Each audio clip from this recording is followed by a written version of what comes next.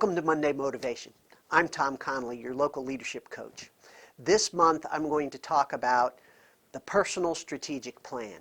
Now, in January, I spoke about the value-performance gap and the concepts of congruity and concentration of power. This month, I will build on those concepts. So, your values are the timeless principles by which you live your life. Knowing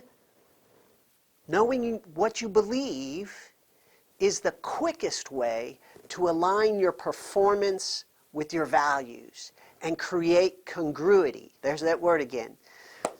Some people will take on this challenge. Some people will just nod and say, I know who I am and I don't need to do this. And you can get away with that for a while. That may work. But sooner or later, the misery becomes measurable. And you will start to question many things that you thought you knew. And it only gets worse from there.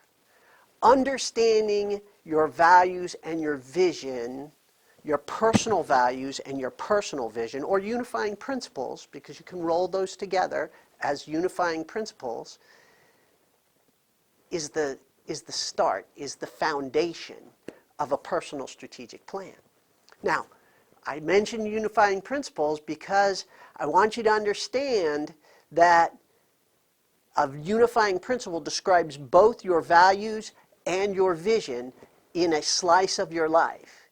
The advantage to that approach is it allows you to look at your life in areas or roles. So, the difference between doing that and saying this is my vision and this is my values, or these are my values, is that the effort is the same. You still have to ask yourself the hard, challenging questions. What do I believe? What do I stand for? What would I die for? What should I do? And whom should I be? Yes, I said should. Should. There's a movie, Secondhand Lions, and in that movie, it's one of my favorites, Robert Duvall's character, Uncle Hub, gives a speech to his great-nephew, and he says, there are things a man should believe in. He goes on, that people are basically good, that honor, courage, and virtue mean everything. That power and money and power mean nothing. That good always triumphs over evil. And I want you to remember this, that love, true love, never dies. A man should believe in those things because those are things worth believing in. And that's virtue. So, I suggest you start by understanding yours. What are your virtues? Look at your three-part person, spirit, mind, and body. And then look at your roles as a husband, wife, mother, father, brother, son, leader, mentor, businessman, citizen, neighbor. Whatever your roles are. And then you can use the profound knowledge that exists in the world to identify those virtues that you think are most important. Now you can start, if you're a Christian, you can start with the Nicene Creed that was written by the early Christians in 325 AD. You can look at the unifying principles of our country, which is the Declaration of Independence.